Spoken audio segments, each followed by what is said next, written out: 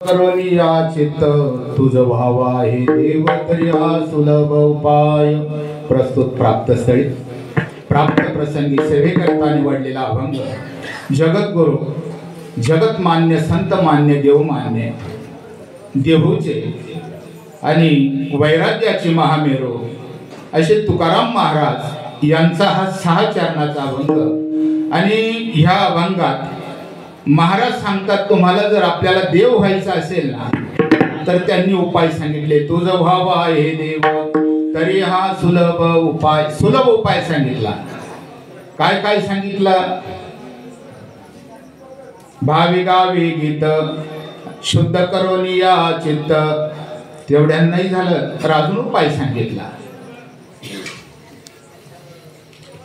संतांच्या चरणावर माथा ठेवला, वाणीला जर चांगला उच्चार दिला आणि थोडा तरी परोपकार केला आणि लोकांची निंदा स्तुती न चावळता भगवंताची भगवत कथा जरी ऐकली चावळली तरी त्याच्यातून देवाची प्राप्ती होते असे ह्या अभंगामध्ये सरळ सरळ अर्थ तुकाराम महाराजांनी या ठिकाणी सांगितलं। विठ्ठला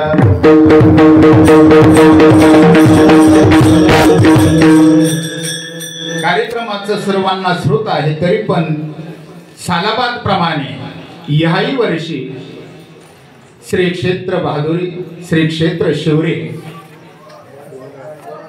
बोराळे ते क्षेत्र त्र्यंबकेश्वर ही दरवर्षी जशी नाही का आनंद उत्सव आणि साजरा करीत एवढंच नाही तर ज्या ज्या गावात यावा त्या त्या गावात आनंद उत्सव तयार करावा, वारीचं हे निमित्ताने कारण असतं। नवे हा जो पुण्याचा ठेवा आहे हा प्रत्येक गावाला आता आजही नाही का हे क्षेत्र खरंच महान क्षेत्र आहे। वाडगाव म्हणल्यानंतर आता आम्ही आधी विषय घेतला का अगदी 3000 संख्येचं गाव पण काम फार महान आहे। 2 दिंड्या आणि बाहेरही पंगती देतात आणि एवढं मोठं हे कार्य, समाज कार्य, देव कार्य, खरंच त्यांच्या ह्या कार्याला अगदी मनापासून धन्यवाद देतो। आणि ह्या ठिकाणी आमचे आदरणीय वंदनीय परमस्नेही गुरुस्थानी असलेले आणि आम्हाला ह्या गादीवर उभं करणारे, पहिल्यांदा फेटा वाहणारे आमचे आदरणीय नवनाथजी महाराज शेलार आणि त्यांनी मागच्या वर्षी मला या ठिकाणी सेवेचा लाभ दिला, ह्याही वर्षी त्यांनी या ठिकाणी सेवेचा मला लाभ दिला म्हणून श्री संतांच्या चरणी मी माथा ठेवतो। आणि आता पुढील सेवेला आपण प्रारंभ करू। विठ्ठल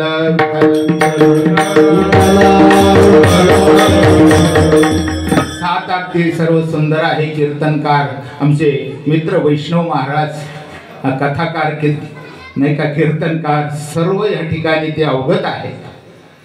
तसेच आमचे पखवाजाचे महामेरू प्रवीण महाराज शिंदे आहेत, आमचे ज्ञानेश्वर महाराज असतील, अंकुश महाराज असतील, बबन महाराज असतील, आमचे मामा असतील आणि इतर सर्व अगदी तोला मोलाचे सर्वांचं नाम उल्लेख करता करता आता इतका वेळ नाही कारण नाही का वारीचे कीर्तन म्हणलं तर धावत्या वेगात 1 तासात। विठ्ठल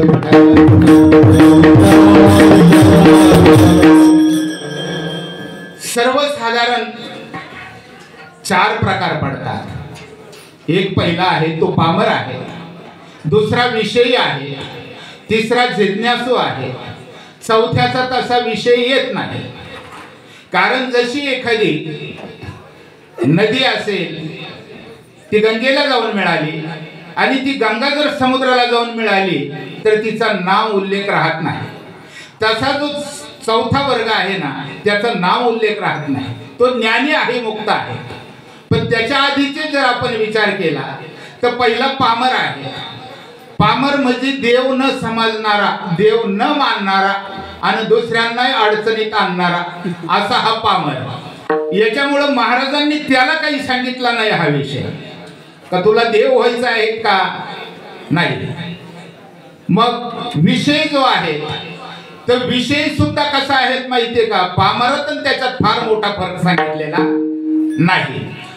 हा देव करतो यज्ञ करील, याग करील, दान धर्म करील, ते काय सर्व करील, जेवढा मोठेपणा प्राप्त करून घेता येईल आणि त्याच्यातून विषय भोगता येईल तेवढा त्याचा प्रयत्न असतो.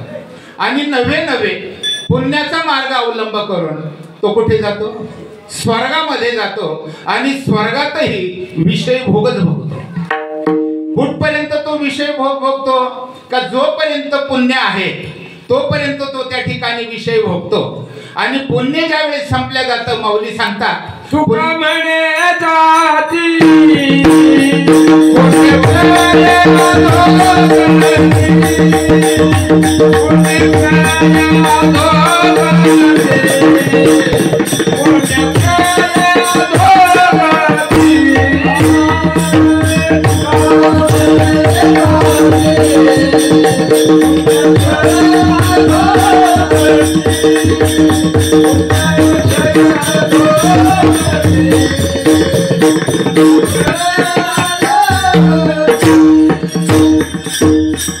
तुका म्हणे जाते पुण्यक्षय अधोगती. पुण्याचा क्षय आणि अधोगती. परत जन्म परत मरण, परत जन्म परत मरण. जशी वासना तसा जन्म. माणसाचा तर नाही, शेवटची पाळी एक मनुष्य जन्म. चुकली अवर्म फेरा पडे, हा शेवटचा जन्म आहे. याच्यानंतर वासनेच्या संगे जन्म घेणे लागे. म्हणजे ती विषयी जरी स्वर्गाला गेले, माऊली सांगतात पुण्याची पावटी सरे, सवेची इंद्रपणाची उठी उतरे, आणि येऊ लागती माघारी मृत्यू लोका. पुण्य संपलं का त्यांचा स्वर्गवास संपतो, परत मृत्यूवास सुरू होऊन जातो. म्हणजे त्याचाही उपयोग नाही. जो तिसरा वर्ग सांगितला तो जिज्ञासू सांगितला. आणि जिज्ञासूचा विचार जर केला तर आम्ही या ठिकाणी सर्व कोण आहेत? जिज्ञासू आहे. का आम्ही भक्ती मार्ग जो करतो ना, पण त्याच्यातही एक सांगतात का भक्ती मार्ग करीत असताना जर योग्य दिशा जर मिळाली नाही तर मग आंधळ्या माणसाची लग्नात केलेली धावपळ, अशी स्थिती आमची होती. आता आंधळ्या माणसाला जर म्हटलं सगळा लोड माझ्यावर आहे, सगळा लोड माझ्यावर आहे लग्नाचा, आणि तो अगदी नाही का पळायला लागला सैरावायला, काय होईल? घात होईल. आणि घात झाल्यानंतर लग्नही राहील आणि आपल्यालाही दुखणं तयार होईल. अगदी अशी स्थिती आमची सुद्धा आहे का आम्हाला देव व्हावा, देव प्राप्त करून घ्यावा हे माहीत नाही. माऊलीची एक ओवी आहे, वडील जे करते तया नाम धर्म ठेविते, तेचे रानुष्ठे ते सामान्य सकळ. आम्ही वडीलपार्जित जे जे करीत आलो, आम्ही त्या मार्ग करीत चाललेलो आहे. ते मग तो योग्य आहे का आम्हाला माहित नाही, नाही का? ते एक लग्न झालं, नवरा नवरी घेऊन घरी आले, आणि त्या घरची जी आजीबाई होती ना, तिनं दार उघडलं, मध्ये पाहिलं तर मांजर मरून पडलेलं होतं. आता तिनं अपशकून नको म्हणून घाई उचलला, आडुशाला धरून फेकलं. पण पाहणारे बारकाईनं पाहतात, म्हातारीनं काहीतरी उचलून फेकलं. मग पाहिलं त्यांनी काय फेकलं तर मांजर मारून फेकलं. तिथून पुढे प्रथा ती सुरू झाली. नवरा नवरी घरात आणायच्या आधी मांजर मारायची, बाहेर फेकायची. आता हे सांगा बरं, कोणत्या शास्त्रात आहे का? वडील जे करते त्या नाम धर्म ठेविते, तेचे रानुष्ठे ते सामान्य सकळ. मग आता ह्या भागात महाराजांनी हे काहीच सांगितलं नाही बरं का सत्यनारायण केल्यानं होतं, कारणा केल्यानं होतं, लोटांगण दंडवत घातल्यानं होतं? नाही. लोटांगण दंडवत आहे, पण त्याच अभंगात पुढच्या चरणात सांगितले काय? मस्तक कुठे ठेवायचं? म्हणून आमची जी दिशा आहे ती योग्य का अयोग्य आम्हाला माहित नाही, पण आम्ही डोळे झाकून करीत चालतो. म्हणून महाराज सांगतात का ती आंधळ्या माणसानं केलेली धावपळ आहे. योग्य ठिकाणी जाईल आणि करीलच असं नसतं, कारण तो आंधळा आहे. आणि आम्ही ज्या वेळेस आंधळे असतो ना, त्यावेळेस आम्हाला सुद्धा आंधळे म्हणजे अज्ञान. आम्हाला माहित नाही देव प्राप्त करायचा कसा हे आम्हाला माहित नाही. म्हणून आम्ही संतांना, तुकोबारायांना विचारलं, महाराज आम्हाला देवाची प्राप्ती व्हावा याच्याकरता काहीतरी उपाय सांगा. कारण जो विचारतो तो विषय नाही, संतांकडे जाणारे विषय नसतात आणि पामरे नसतात. जातो जिज्ञासू. मग जिज्ञासू जे आपण आहोत आज ही जिज्ञासूच आहे. कारण नाही का सर्व काम धंदा सर्व सर्व सोडून आज आम्ही आनंद उत्सव करीत निवृत्तीनाथ महाराजांच्या दर्शनाकरता जातो आहे. पण एवढं करा, सगळ्यांना महिलांना सुद्धा विनंती आहे का एवढं पायी पायी जाऊन हरी कीर्तन करीत कथा करीत नाही का. प्रत्येक ठिकाणी कीर्तन असतात, दुपारी प्रवचन असतात, कीर्तन असतात आणि अखंड गीत गात असतात. अखंड गीत. त्यावेळेस त्या ठिकाणी आपण तल्लीन झालं पाहिजे. तल्लीन झालं त्याच्यात घात झाला तर चालेल. कशामध्ये? भगवंताच्या गीतामध्ये जर आपला घात होत असेल तर जरूर करा. पण दुसरीकडे जर आमचा घात होत असेल तर तिथून 4 पावलं दूर राहिलेलं बरं. विठ्ठल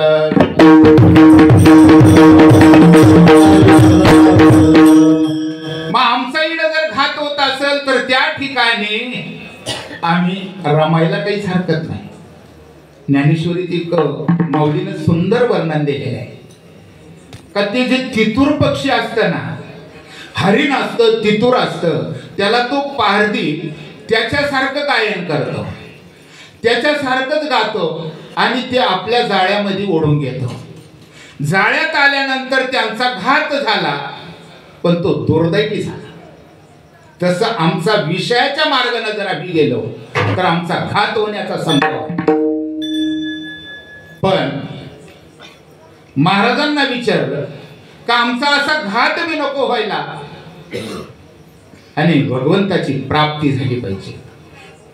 भगवंताची प्राप्ती काही दूर नाही हो, आमच्या ठिकाणी आहे. जीव शिव सम वाया तो दुर्गमी न घाली मन. आता जीव आणि शिव पहिल्या रूपाच्या अभंगात आम्ही नुसतं म्हणतो तो हा विठ्ठल बरवा. जर दोन्हीही जर आमच्या ठिकाणी आहे तर मग पडदा कशाचा आहे? अज्ञानाचा, मायेचा. त्याच्यामुळं आम्हाला आमचीच भेट होत नाही. देव व्हायचं म्हणजे काय व्हायचं? अगरबत्तीनं म्हणलं मला अग्निरूप व्हायचं तर काय करावं लागेल? तिला अग्नीचा स्पर्श करावा लागेल, ती आपोआप अग्निरूप होऊन जाईल. आम्हाला जर देवरूप व्हायचं असेल, आम्हाला देवरूप व्हायचं असेल तर आम्हाला काय करावं लागेल? भावे गावे गीत, भावे गावे गीत, भावे गावे गीत, भावे गावे गीत, भावे गावे गीत, भावे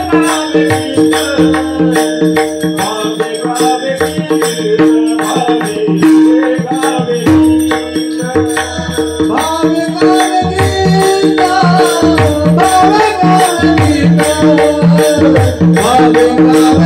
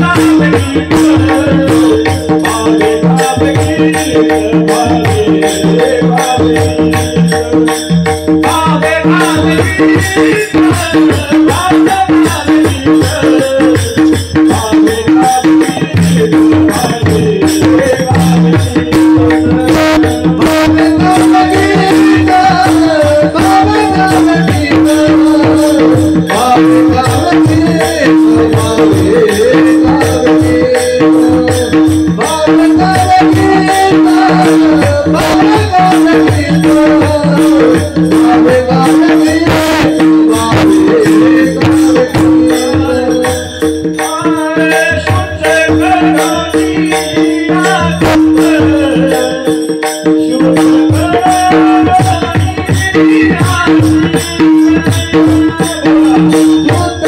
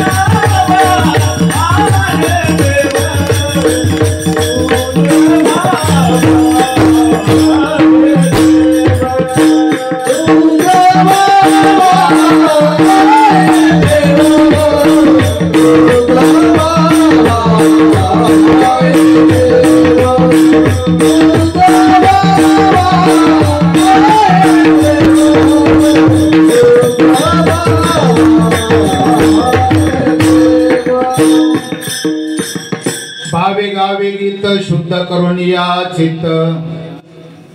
गीत गायचं आहे. गीतांचे प्रकार अनेक नाही का. आणि ते गायचं कसं आहे भावे. आणि आपण प्रत्येक कर्म करीत असताना सुद्धा आता यावर्षी पहा तांबट्या असतील काहीच झालं नाही, कांद्यात काहीच नाही, बागही तसेच बरं का. आता जर कशालाच भाव नाही तर शीन होतो का नाही, असंच आहे. जर आमचा भाव नसेल आणि भक्ती करीत असेल, भगवंताचं नामस्मरण करीत असेल आणि भाव नसेल तर शीन होतो. म्हणून भाव हा शब्द फार महत्वाचा आहे. भावे गावे गीत भाव धरून या नाही का. वाचे ज्ञानेश्वरी भाव बळे आकळे एरवी नाकळे. परतरी आवळे तैसा हरणे, परतरी आवळे तैसा हरणे, परतरी आवळे तैसा हरणे. भाव बळे आकळे एरवी नाकळे, परतरी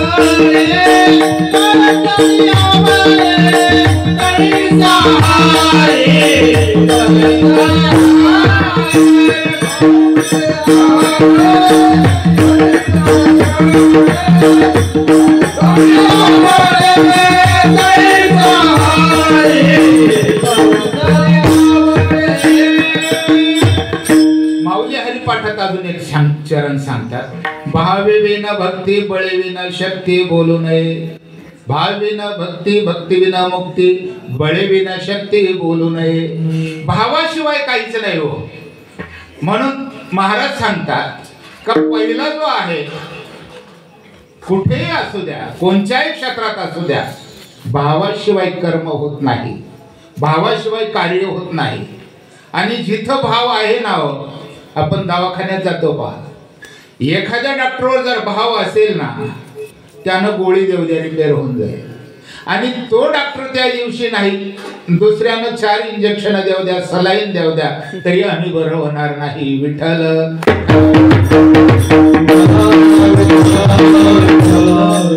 भक्तीवर भगवंताच्या नामस्मरणावर जे आम्ही भजन गातो, या भजनावर जर भाव असेल तर आम्ही त्याच्यामध्ये एकरूपता साधतो. आणि जर भाव नसेल एकरूपता साधता येत नाही. आणि जोपर्यंत आम्ही एकरूपता साधत नाही तोपर्यंत त्या भक्तीला अर्थ नाही. विठ्ठल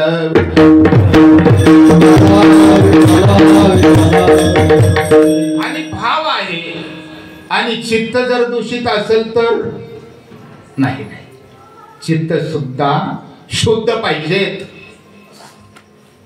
चित्ताचं आमचं काम अवघड आहे. चित्त येत तर त्या भक्तीकडे येत नाही, जाणाऱ्या येतच नाही. तो अंतकरणाचा एक प्रमुख भाग आहे. बुद्धी आणि मन चित्त अहंकार हन हे चतुर्विध चिन्ह अंतकरणाचे. बुद्धी आहे, मन आहे, चित्त आहे, अहंकार आहे. पण हे चित्त असं आहे, थोडा वेळ जर 5-10 मिनिटं जर कार्यक्रम लेट झाला ना याचं कव्हर चालत काय माहिती, याला म्हणतो आपण चित्त. ज्या वेळेस त्या कार्यक्रमावर, ज्या श्रवणावर आमचं चित्त लागत नाही, त्या नामावर आमचं चित्त लागत नाही, त्या भजनावर आमचं चित्त लागत नाही, तोपर्यंत आम्ही अमृताच्या तळ्यामध्ये बुडलो. पण मरणाच्या धाकानं नाकतोंड दाबून धरलं आणि तसेच वर निघालो. विठ्ठल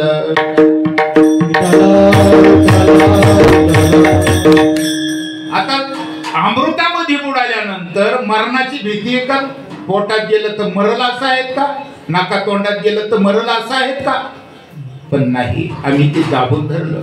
कारण ते जर आम्हाला वाटतं नाका तोंडात गेलं तर मेल्या जाऊ आहे, अशी स्थिती आहे. जोपर्यंत आमचं चित्त त्या भक्तीवर नाहीये तोपर्यंत आम्ही नाक तोंड तर दाबून धरले. माऊली सांगतात, तरी अवधान ऐकले तेजे, मग सर्व सुखाचे पात्र होईजे, हे प्रतिज्ञा तर माझे उघडाय का. हे सगळं चित्ताचं काम आहे. आम्ही जर असं चित्त देऊन ऐकलं नाही, चित्त देऊन नामस्मरण केलं नाही, आणि त्या चित्ताला जर आवड निर्माण नाही झाली तर केलेलं कर्म हे योग्य नाही आणि ते योग्य मार्गाला आम्हाला घेऊन जाईल असंही नाही. म्हणून चित्त हे शुद्ध केलं पाहिजे. आता हे चित्त शुद्ध करायचं तरी काही औषध आहे का, डॉक्टर आहे का, काही मांत्रिक आहे का, कोणी तांत्रिक आहे का? नाही. याला एक आहे, नित्यनेम नामी ते प्राणी दुर्लभ, लक्ष्मी वल्लभ तया जोडी. आम्हाला कोणत्याही गोष्टीमध्ये नित्यनेम पाहिजेत. भगवंताचं नामस्मरण करायचं आहे. नित्यनेम कसं करावं लागतं? अनन्य चेता सततम यो मा स्मरते नित्यशा तस्याम सुलभ पार्थ. त्या भगवंताची नामचिंतन करावं लागतं. अनन्य चेता सततम, भगवंताच्या नामस्मरणामध्ये अखंड लावायला. आता तुम्ही म्हणाल त्या चित्त राहतच नाही, टिकत नाही. का टिकत नाही माहितीये? संगती फार महत्वाची, आणि संगतीशिवाय हे चित्त स्थिर होत नाही. आम्हाला आतापर्यंत ती विषयांची संगती आहे. विषयांची संगती का आमची पहिली संगती ही बदलत गेली. आम्ही संतांच्या संगतीकडे गेलो नाही. अहो एक पाहना, पावसाळ्यात अनेक लहान मोठे ओळ वाहताना दिसतील, पण त्याला पवित्रता नसते. आम्ही असेच लहान मोठे ओळ आहोत. आम्हाला पवित्रपणा यायचा असेल, त्या ओहळाला पवित्रपणा जर आणायचा असेल, त्याला पवित्रपणा यावा वाटत असेल, तर त्याला काय करावं लागेल? गंगेला जावं लागेल. गंगेला गेल्यानंतर अपवित्र ओहळ काय होतो? पवित्र होतो, शुद्ध होतो. अगदी अशाच पद्धतीनं आम्हाला सुद्धा कुणीकडे वाहत जावं लागेल. ब्रह्ममूर्ती नवनाथ महाराज त्या दिशेनं वाहत जावं लागेल. आणि तर आम्हाला तो पवित्रपणा येईल. तोपर्यंत पवित्रपणा आमच्या ठिकाणी राहीलच असं सांगता येत नाही. मग त्याच्याकरता अजून काय उपाय सांगितले? शास्त्र, ज्ञानेश्वरी असेल, भागवत असेल, याचा अभ्यास करणं गरजेचं आहे. वाचाल तर वाचा, आहे का नाही? वाचाल तर वाचा. आमचा अंतकरण शुद्धी करता भागवत आणि ज्ञानेश्वरी फार महत्वाचे आहे. वर्षात 2च दिवस आनंद नका लुटो, तर वर्षात वर्षभर आनंद लुटा. ज्ञानेश्वरी वाचा, भागवत वाचा, आणि नित्यनेम नामी ते प्राणी दोरे. काय करा? हरिपाठ महत्वाचा आहे. हरिपाठ घेत चला. ज्यावेळेस आम्ही रोज हरिपाठ घेऊ ना, त्यावेळेस हळूहळू आमचं चित्त शुद्ध झाल्याशिवाय राहणार नाही. आमची संगती बदला. नाथ महाराज सांगतात, खळाची संगती उपयोगाची नाही, आपण अपाय त्याची संगती. खळाची संगती नाही, मग कोणाची संगती पाहिजे? साधूचे संग पाय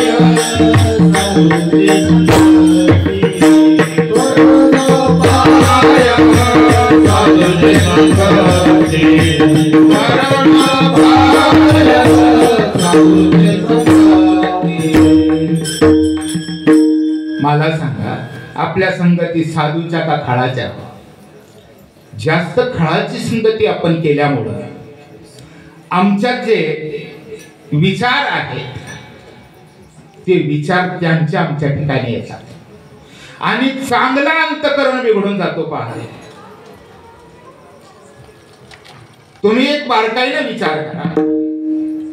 एक दुसरा मनुष्य आपल्या जवळ येऊन उभा आहे आणि त्यानं तिसऱ्याचं कथन लावलं, त्यानं खूप वाईट केलं, त्यानं खूप घात केला, इकडे राग वाढत चालतो. आता काही घेणं एक आमच्या ठिकाणी राग वाढवत.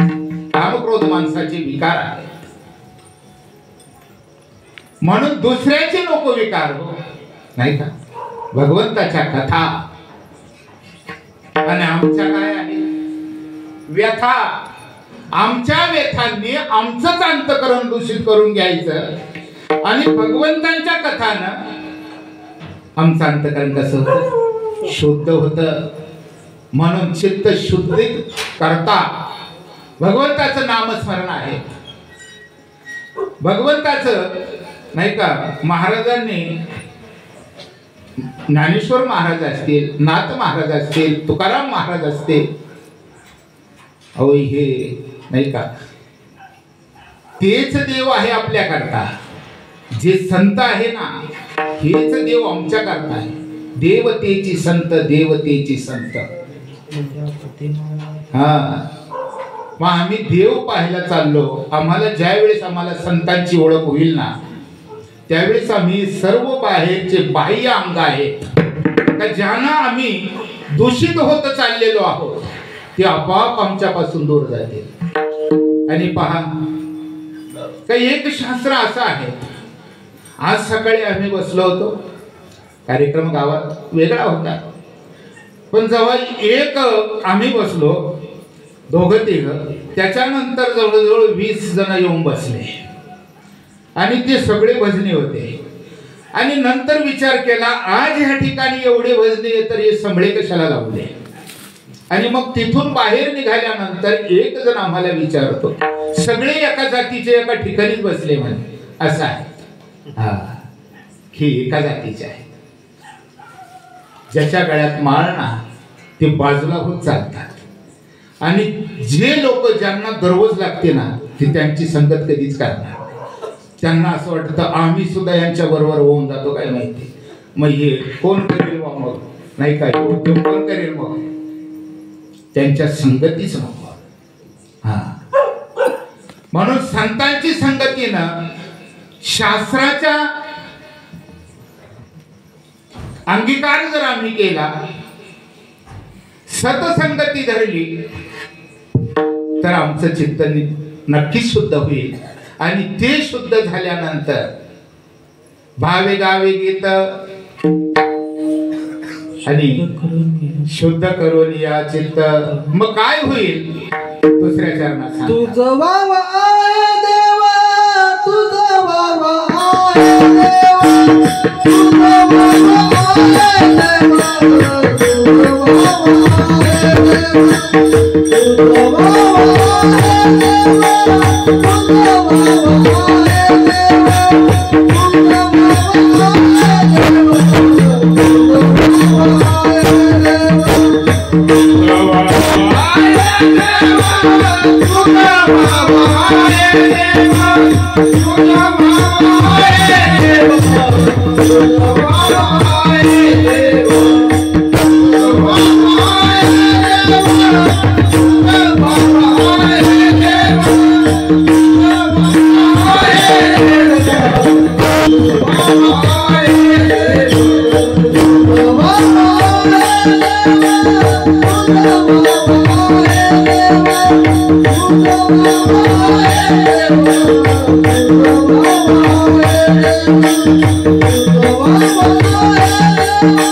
Oh,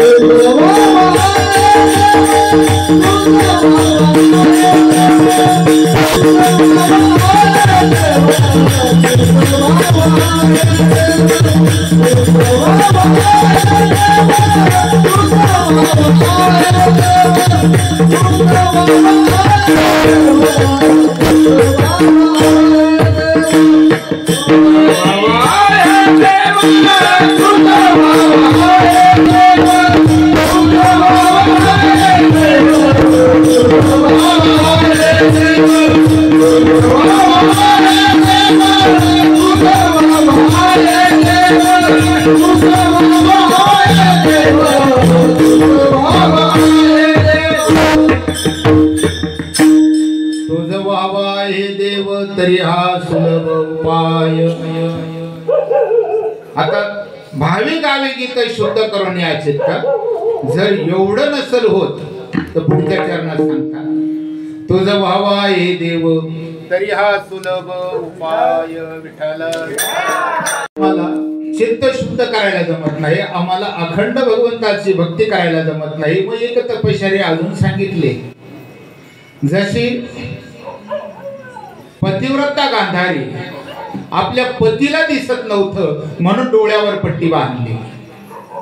पतिव्रता होती ती आणि डोळ्यावर पट्टी बांधल्यामुळे त्या डोळ्यांमध्ये एवढी शक्ती तयार झाली आणि ज्या वेळेस गरज पडली त्यावेळेस पट्टी खोलली आणि त्या दुर्योधनाला पुढे उभं केला तर वज्रदेही तयार केला. का तर ती शक्ती तयार झाली. दुसरं जे उदाहरण आहे, नाथ महाराजांचे शिष्य दंडवत स्वामी, कोणी पाहिलं दंडवत घालायचा, कोणी पाहिलं दंडवत घालायचं, त्यांचं कार्यच दंडवत घालणं. इकडं पहा, त्यांचं कार्यक्रमच दंडवत घालणं. एक दिवस पैठणला आले, मेलेला गाढव होतं, त्या मेलेल्या गाढवाला दंडवत घातलं आणि त्या शक्तीनं, दंडवताच्या शक्तीनं ते गाढव उभं राहिलं. ते सर्व लोकांनी पाहिलं का ह्या पुरुषानं, महापुरुषानं मेलेल्या गाढवाला दंडवत घातला तरी सुद्धा ते जिवंत झालं. तर त्याचा उदो झाला. हा, पुढचं जाऊ दे, आपल्याला इतकं वेळ नाही. मी फक्त त्याच्यामध्ये दाखवून दिलं का ह्या दंडवताला एवढी शक्ती आहे, कोणतंही कार्य केलं तर एवढी शक्ती प्राप्त होती. आणि जर आम्ही आमचं हे मस्तक आहे ना, हा, हे जर संतांच्या चरणी लावलं, कारण संतांचे चरण सर्वसाधारण नाही. संत चरण रज लागता सहज, वासनेचे बीज जळून जाय. आता हे संतांचे चरण जर विचार केला आपण, तर आपल्या चरणांनी, आपल्या आंघोळींनी तीर्थ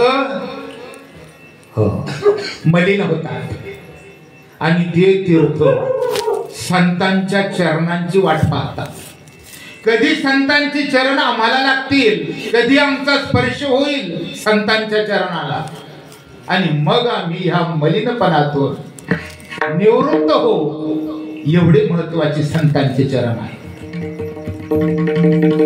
आणि ज्यावेळेस आम्ही संतांच्या चरणावर मस्तक ठेवतो त्यावेळेस आमच्यातला अहंकार, आमच्यातला मीपणा, हे सर्व त्यांच्या ठिकाणी चरणावर व्हायचं. नाहीतर मग असं पाया पडायचं ना असं उभं राहायचं, त्याच्यात अर्थ नाही हो. मी कोणीच नाही. हा, झाडाची पान हले त्याची सत्ता राहिली अंता मग मोठे. हा, संत आणि देव भिन्न नाही. कारण मी इतक्यात उदाहरण दिलं, गंगा समुद्राला पोहोचल्यानंतर ती गंगा रूपाला समुद्र रूपाला प्राप्त होते, म्हणून ती गंगा म्हणून शिल्लक राहत नाही का. जसं आता आपण त्र्यंबकेश्वरला गेलो, आमचा आखाडा कुठे आहे, त्या दिंडीचा आखाडा फड कुठे आहे, आणि काला झाला का प्रत्येक फड तिथून परत रिटर्न येतो, असं आहे का. सरस्वतीचा आखाडा समुद्रामध्ये या ठिकाणी, फड या ठिकाणी, गंगेचा फड या ठिकाणी समुद्रात, आणि काही दिवसानंतर परत चला मागून, असं आहे का. नाही, जसं जे गंगेतलं पाणी जाऊन मिळालं ते समुद्र रूप झालं.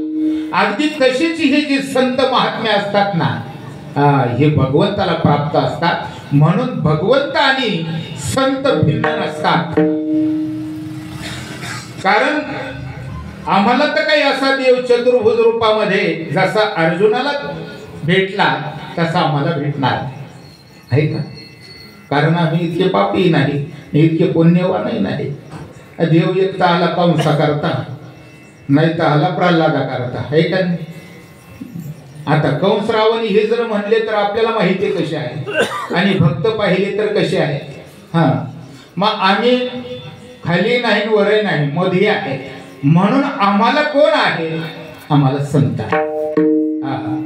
त्यांनीच मार्ग दाखवला, आणि त्या मार्गाने गेल्यानंतर, आणि तुकाराम महाराज सुद्धा सांगतात, काय सांगतात ती तिसऱ्या चरणात, मस्तक ठेंगणा, मस्तक ठेंगणा. अभिमान अहंकार हे सर्व त्यांच्या ठिकाणी अर्पण झाले जातात. आणि हे किती वारंवार, जसं दंडवत स्वामींचं उदाहरण दिलं, संत भेटले त्यांच्या चरणी मस्तक टेकला पाहिजे. त्यावेळेस आमचं मस्तक ठिकाणी आहे, नाही तर तोपर्यंत आमचं मस्तक सुद्धा ठिकाणी येत नाही. म्हणून संत महात्मे कलियुगामध्ये थोर आहे, कलियुगी थोर. आणि त्या संतांचं जे चिंतन आहे, नाम आहे, कलियुगी उद्धार हरीच्या नामे.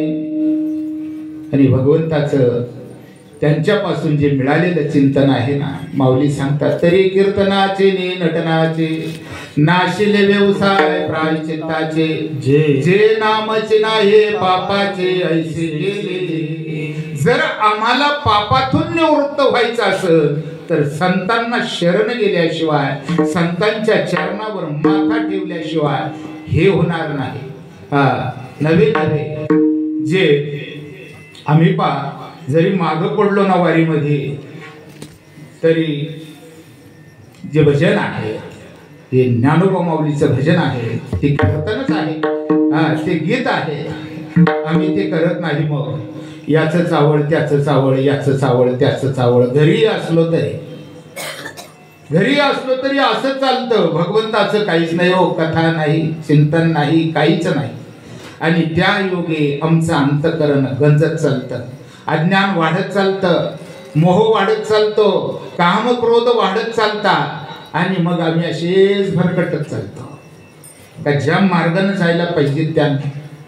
म्हणून अनेकाचे कानी गुणदोष मना नाही. कोणाचंच गुणदोष तुमच्या कानावर घेऊ नका, कोणाचेच गुणदोष घेऊ नका. घ्या कोणाचे, संतांचे घ्या, भगवंताचे घ्या, तेच तुम्हाला शुद्ध करते. संतांचे गुण गा. भगवंतानं 2 अवतार आम्हाला गुण गाण्याकरताच केलेले आहेत. मत्स्य अवतार असेल, दक्ष अवतार असेल, वराह अवतार असेल, नरसिंह अवतार असेल, त्याचे गुण आम्ही गात नाही, त्याचं भजन आम्ही करीत नाही, नाही का. दश अवतारापैकी फक्त 2 अवतार असे त्यांनी आमच्या करता घेतलेले आहेत. तो कृष्ण अवतार आहे आणि दुसरा राम अवतार आहे. ह्या 2ही अवतारामध्ये त्यांच्या कथांनी, त्यांच्या चिंतनानं आमचं अंतःकरण शुद्ध होतं. अनेकाचे ऐकून दूषित करण्यापेक्षा भगवंताच्या कथा ऐका, भगवंताचं भजन करा, भगवंताचं शास्त्र श्रवण करा, हरिपाठ दररोज घ्या. जेणेकरून आम्ही अंतःकरण शुद्ध झाल्याशिवाय राहणार नाही. आणि चित्त शुद्ध तरी शत्रू मित्र होती, व्याघ्र न खाती सर्पतया.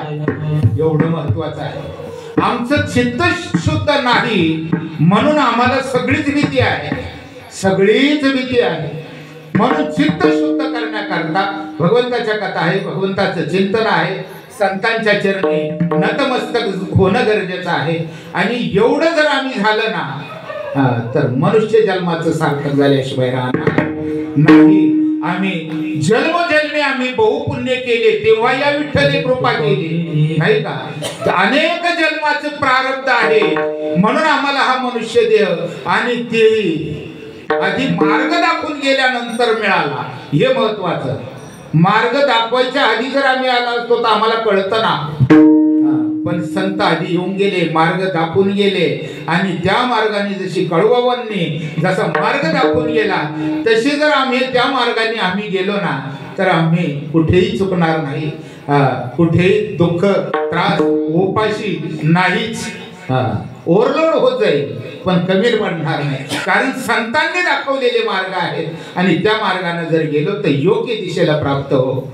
सगळ्यांनी आता थोडं जे आळस कंटाळा मोठ्यानं भजन करा वारकरी नियमाप्रमाणे. विठोबा